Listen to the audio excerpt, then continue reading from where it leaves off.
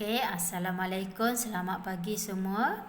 Okey, berjumpa kita lagi pada minggu ni, Jumaat, bersamaan 9 Julai 2021. Okey, pada sebelum ni kita dah belajar bab 9 dan minggu ni kita masuk lagi bab 9. Geografi tingkatan 3, bab 9, sumber semula jadi utama dan kerjasama ekonomi dunia. Okey, sebelum ni cikgu dah buat kelas berkaitan dengan sumber semula jadi utama dan kerjasama ekonomi dunia secara Google Meet. Pada minggu ni kita akan imbas baliklah apa yang dah kita belajar pada minggu lepas sebagai pemahaman penilaian murid. Okey, tengok pada bab ini yang akan kita belajar tentang pertama sekali mengenal pasti sumber semula jadi utama di dunia. Okey, sumber-sumber kalau masih ingat kita adanya sumber petroleum, gas asli, aram batu, angin, ombak, geoterma, air dan biomas antara sumber-sumber yang terdapat utama di dunia. Okey, menjelaskan taburan. Yang ni adalah awak kena melabelkan kedudukan sumber-sumber tersebut dalam peta dunia. Contohnya gas asli di Amerika Syarikat, petroleum di Arab Saudi, aram batu di Rusia, ombak di Perancis, Jepun, Suria dan biomas di India. Tu contoh-contoh dia lah.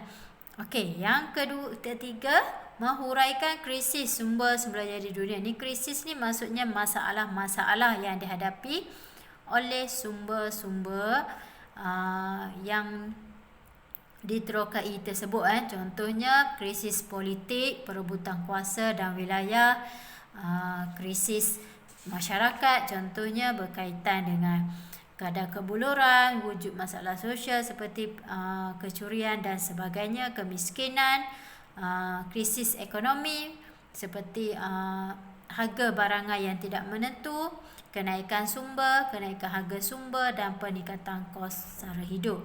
Okey, seterusnya ialah krisis alam sekitar. Kita tahulah bila melibatkan geografi mesti melibatkan alam sekitar seperti kemusnahan flora dan fauna, kemerosokan kualiti alam sekitar, berlaku ketidakseimbangan ekosistem dan sebagainya.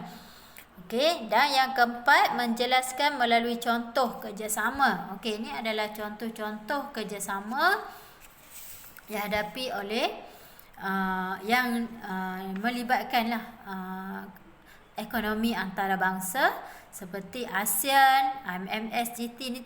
Itu adalah kerjasama segitiga, pertumbuhan segitiga Indonesia, Malaysia dan Singapura, pertumbuhan segitiga Indonesia, Malaysia dan Thailand, EU, APEC, WTO dan sebagainya. Itu adalah pertubuhan-pertubuhan antarabangsa yang melibatkan kerjasama ekonomi. Okey, dan akhir sekali kita dapat merumuskan tentang kepentingan kerjasama ekonomi antarabangsa. Ini sama ada untuk kepentingan negara, masyarakat dan juga antarabangsa lah. Contohnya untuk kepentingan peningkatan buruh, peningkatan kadar teknologi, hubungan perdagangan, pasaran dan dapat meningkatkan pelaburan antara negara anggota. Okey, yang ni semua cikgu dah jelaskan pada kelas kita secara Google Meet minggu lepas. Okey, jadi minggu ni cikgu nak buat pembincangan tentang soalan yang saya minta awak siapkan pada minggu lepas, iaitu soalan dalam buku teks muka surat 161 dan 162. Okey, cuba kita bincang sama-sama jawapan dia. Okey, cuba tengok soalan yang pertama. Tandakan right pada sumber tenaga utama di dunia. Okey, antara dia hutan ni sumber tenaga biomas lah tadi.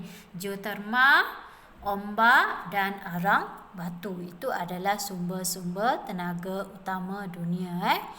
Okey, seterusnya melabelkan, menunjukkan taburan beberapa sumber semula jadi di atas peta dunia. Yang ni awak kena melabelkan lah berdasarkan peta yang diberi di dalam buku teks awak. Okey, cuba tengok dekat sini. P itu adalah Amerika Syarikat. Sumber tenaga dia ialah gas asli. Okey, yang kedua Q, Arab Saudi, sumber tenaga dia petroleum.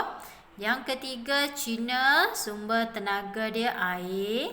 Dan akhir sekali Jepun, sumber tenaga dia adalah suria. Itu awak kena ingatlah. Kedudukan peta-peta dunia. Okey. Yang seterusnya, cuba kita tengok soalan yang ketiga, muka surat 162. Dia suruh awak nyatakan betul atau salah pada pernyataan yang diberi. Okey, contohnya yang pertama. Okey, kerjasama ekonomi antarabangsa terbentuk melalui hubungan diplomatik. Betul salah? Okey, jawapan dia betul lah. Okey, WTO ialah kerjasama segitiga pertubuhan. Salah. Australia merupakan salah sebuah negara yang menganggotai pertubuhan ASEAN. Salah. Okey, pertubuhan APEC berusaha menggalakkan amalan perdagangan bebas antara negara anggota. Betul. Matrix ialah kerjasama ekonomi antarabangsa yang mengendalikan sistem perdagangan pada peringkat global. Betul. Okey, jawapan tu betul Okey, nombor 4, soalan seterusnya. Lengkapkan jadual di bawah dengan menulis krisis sumber semula jadi sama ada terhadap ekonomi, politik, masyarakat ataupun alam sekitar. Okey, tengok situ. Pelbagai masalah jenayah dan sosial semakin berleluasa. Itu adalah krisis masyarakat ataupun sosial. Konflik wilayah tercetus, yang ni peperangan, itu politik lah. Kawasan menjadi sumber semula jadi, politik. Peningkatan harga komoditi menjelaskan perdagangan, pengekspor dan pengimport, itu ekonomi.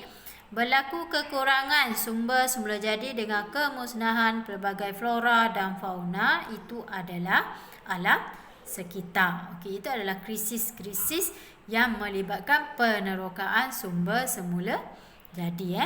Okey.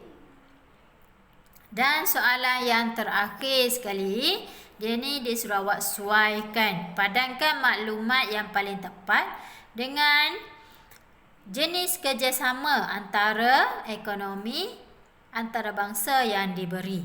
Okey, tengok yang pertama. Keanggotaan melibatkan 21 buah negara. Itu apa? Negara hubungan apa? APEC Itu adalah persatuan APEC. Kerjasama ekonomi serantau yang ditubuhkan pada tahun 1967 ASEAN memfokuskan salah satu kerjasama ekonomi dalam bidang produk halal, itu adalah IMTGT. Gagasan segitiga Indonesia, Malaysia, Thailand. Okey, mengendalikan perdagangan peringkat global, itu WTO. Okey, sini cikgu dah bagi jawapan siap-siap sebagai rujukan awak. Okey, jadi cikgu harap awak semua dapat menyiapkan segala tugasan yang cikgu beri. Okey, itu sahaja untuk minggu ini. Saya nak awak siapkan tugasan-tugasan yang telah cikgu beri sebelum ini, dan saya bagi tempoh sehingga hari Jumaat minggu depan. Jadi sebelum kita cuti pertengahan semester kedua dan juga cuti Hari Raya Aidiladha, saya nak awak siapkan tugasan-tugasan yang telah cikgu beri sebelum ini dah hantar. Nanti sampai masa cikgu suruh awak hantar semua tugasan.